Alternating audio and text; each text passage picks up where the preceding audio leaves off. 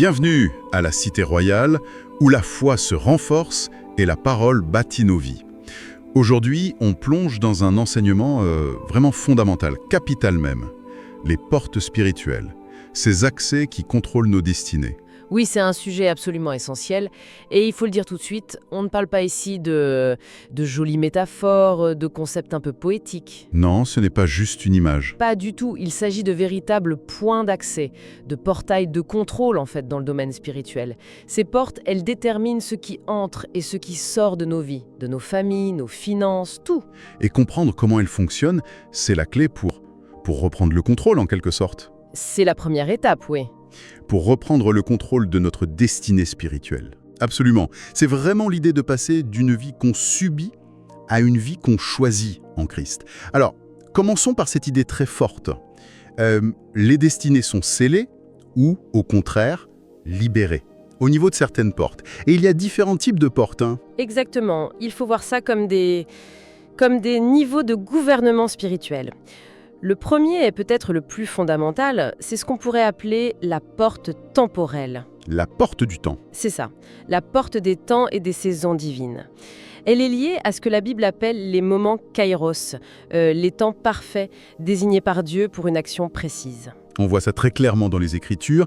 L'exemple le plus fou, c'est la venue de Jésus lui-même. Galates 4 nous dit « Lorsque les temps ont été accomplis, Dieu a envoyé son Fils ». Et ce n'est pas juste une note dans un calendrier, ça. C'est une déclaration de juridiction spirituelle.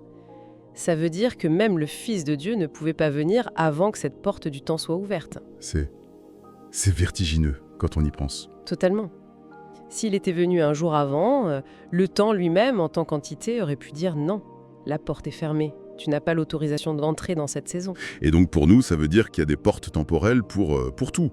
Le mariage, une carrière, une percée. Pour tout. Et le drame, c'est de passer à côté, de ne pas les discerner. On peut s'épuiser à pousser une porte fermée ou pire, ne rien faire quand elle est grande ouverte. La prière, c'est donc « Seigneur, ouvre mes yeux sur les portes que tu ouvres pour moi ». C'est le cœur du discernement. Et ça nous amène à un autre niveau de porte, la porte des cités. Parce qu'une fois que la porte du temps est ouverte, il faut pouvoir entrer dans son lieu d'influence. Ah oui, l'histoire de l'apôtre Pierre dans Acte 12, c'est une illustration parfaite. Elle est incroyable cette histoire. Pierre est en prison, condamné, l'Église prie, un ange vient le libérer. Il passe un premier garde, puis un second. Et là on se dit, ça y est, c'est bon, il est libre. On pourrait le penser, mais le texte insiste sur un détail qui change tout. Sa vraie liberté, elle n'est actée qu'au moment où il franchit, je cite, la porte de fer qui mène à la ville. C'est seulement là que l'ange le quitte. Exactement. Mission accomplie. Et cette image, elle est le reflet de la condition de tellement de croyants. C'est-à-dire, La culpabilité, le second, la condamnation. Mais spirituellement, ils restent bloqués. Derrière cette porte de fer invisible. C'est ça. Ils n'arrivent pas à entrer dans leur cité, leur lieu d'influence, de destinée. Du coup, ils tournent en rond, ils subissent des blocages financiers, des frustrations, sans comprendre pourquoi. Ils se croient libres, mais ils ne sont pas entrés dans la ville. l'image est saisissante. Être sauvé est le début. Mais entrer dans sa pleine destinée, c'est une autre bataille, une autre porte à franchir. Et ça va même plus loin. On peut mentionner rapidement les portes des nations, qui sont des portes d'influence culturelle, ou même les portes spirituelles pures. Comme celle que l'apôtre Jean voit dans Apocalypse 4. Oui, il entend une voix et il voit une porte ouverte dans le ciel. Et cette porte lui donne accès à une autre dimension. Il passe de l'écoute à la vision. Il voit le trône. Et à l'inverse, si cette porte est fermée. Alors la personne peut prier, jeûner, mais ses sens spirituels sont atrophiés. Ses rêves sont corrompus, confus. Elle ne reçoit jamais d'instructions claires de Dieu parce que la porte de la révélation est fermée. Bon, tout ça nous montre l'importance de ces portails à grande échelle, mais maintenant j'aimerais qu'on voit comment ça nous touche très concrètement, au quotidien. Parce que tout ça, ça se joue au niveau de nos sens, n'est-ce pas? C'est le point névralgique, le champ de bataille de tous les jours. Nos sens physiques, et surtout l'ouïe et la vue, sont des portails spirituels de premier ordre. Ce sont les portes d'entrée de notre âme. Et ce qu'on laisse entrer par là, c'est un accès direct pour semer, influencer et au final contrôler notre homme intérieur. Avant de continuer, merci de vous abonner à la Cité Royale, ça nous soutient vraiment et ça vous permet de ne rien manquer. Alors, premier portail majeur, la porte de Louis. Le son a un pouvoir immense, créateur et destructeur.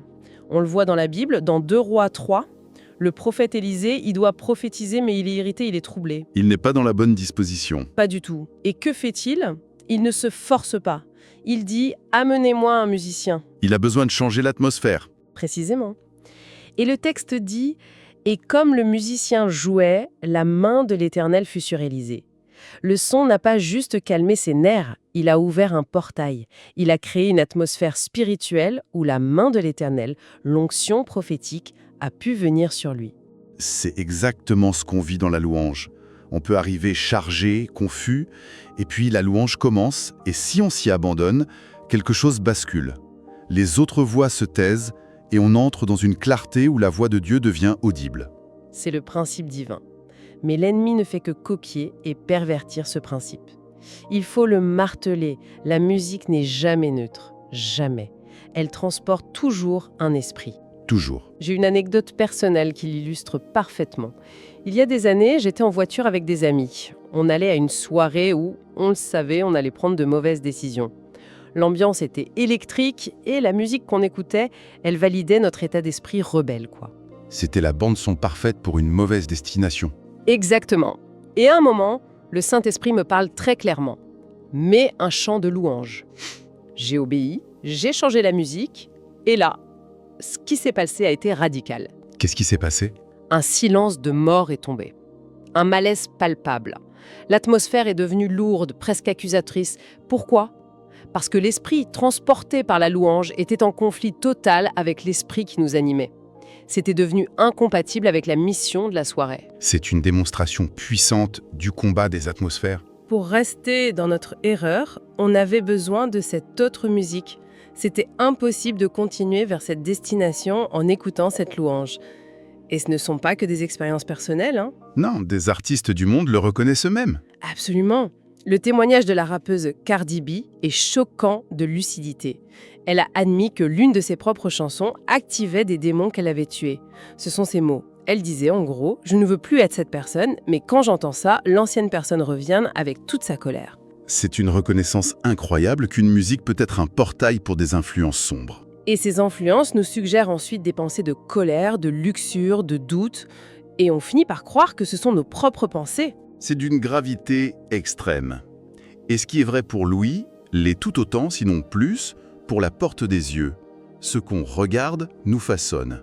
Il y a une citation d'Oscar Wilde qui dit « La vie imite l'art bien plus que l'art n'imite la vie ». C'est une profonde vérité spirituelle. Ce que nous contemplons, nous le devenons. J'ai un exemple tout simple, presque amusant. Dans le film The Wedding Singer, Adam Sandler mange un morceau de gâteau avec une tasse de thé. J'ai vu ça enfant. Et bien depuis, à chaque fois que j'ai du gâteau, j'ai ce réflexe quasi instinctif de me faire un thé. C'est une petite habitude qui s'est ancrée juste par une image. C'est ça, anodine, mais les implications peuvent être bien plus sérieuses.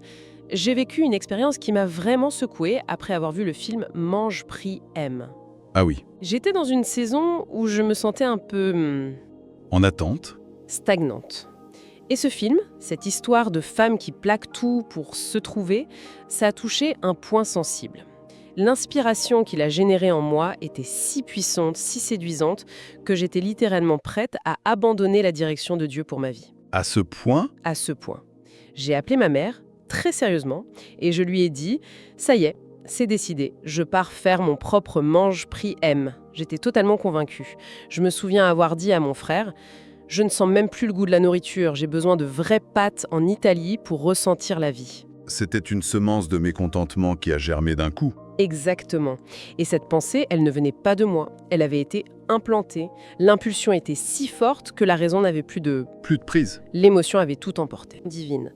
La nuit suivante, le Seigneur m'a visité dans un rêve pour me recadrer, me rappeler sa promesse. Les médias peuvent créer en nous un mécontentement profond avec notre propre vie et nous pousser vers des décisions destructives. Et parfois, le danger est encore plus direct. Ce n'est pas juste une influence, c'est Une porte ouverte sur l'occulte. Oui, Emma, il faut être très clair. Certains films, certaines séries utilisent de véritables incantations de sorcellerie. Ce ne sont pas des mots inventés. Pire encore, j'ai personnellement vu dans un film la représentation exacte, trait pour trait, d'une entité démoniaque que j'avais vue lors d'une session de délivrance. Ce n'est pas de la créativité. Ce n'est ni de la créativité, ni une coïncidence.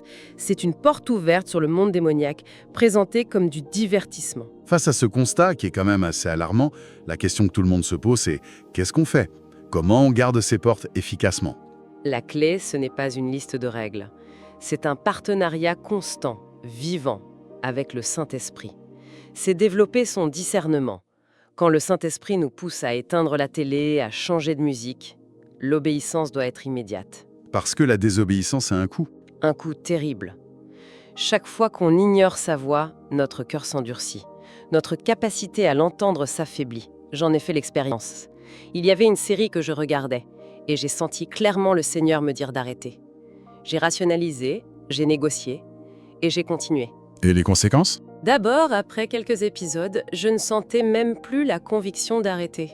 Mon cœur s'était endurci. Et le pire, c'est que mes nuits ont commencé à être infiltrées. Des rêves corrompus, des cauchemars qui semaient la méfiance envers mes proches. L'ennemi avait trouvé une brèche. Il avait un accès légal à mon subconscient, parce que je lui avais ouvert la porte des yeux en désobéissant. Garder nos portes, c'est d'abord garder les canaux de communication avec Dieu purs. Et quand on réalise que des portes ont déjà été ouvertes, il faut faire le ménage. C'est là que la délivrance intervient. La délivrance est essentielle, oui, et elle est très efficace pour le croyant. Quand on se repent, les esprits mauvais perdent leur droit légal. Le processus biblique, c'est souvent salut, baptême, puis expulsion des démons. Pourquoi ? Parce qu'une fois la maison nettoyée, le croyant peut la remplir immédiatement avec le Saint-Esprit. Pour ne pas la laisser vide. Exactement. Une maison vide, c'est une invitation pour que des esprits pires reviennent. Le croyant, lui, peut consacrer ce territoire repris à Dieu, le remplir de sa présence. Le message est donc d'une clarté limpide. On est les gardiens de notre propre temple. On a une responsabilité active. Les portes de nos yeux, de nos oreilles, déterminent l'atmosphère de notre esprit et, finalement, notre connexion avec Dieu. Et pour conclure, j'aimerais laisser une pensée. Pensez à l'apôtre Paul. Avant, quand il s'appelait Saul, il persécutait l'Église en pensant faire la volonté de Dieu. Il était dans l'erreur, mais il était sincère. Et quelque chose dans son cœur a attiré cette rencontre divine. Alors, et si la première étape pour bien garder nos portes, ce n'était pas de construire des murs plus hauts, mais de demander humblement à Dieu chaque jour « Seigneur, sonde mon cœur, montre-moi où est l'erreur, où est l'ignorance, où est la porte que j'ai ouverte sans le savoir ?» Quelle porte inattendue Dieu pourrait-il ouvrir en réponse à cette simple prière d'humilité? Exactement. Merci de nous avoir suivis. N'hésitez pas à partager cet enseignement autour de vous, à vos amis, à vos proches. On se retrouve très bientôt pour un prochain épisode de La Cité s'édifie, ici même dans la Cité Royale. Soyez bénis.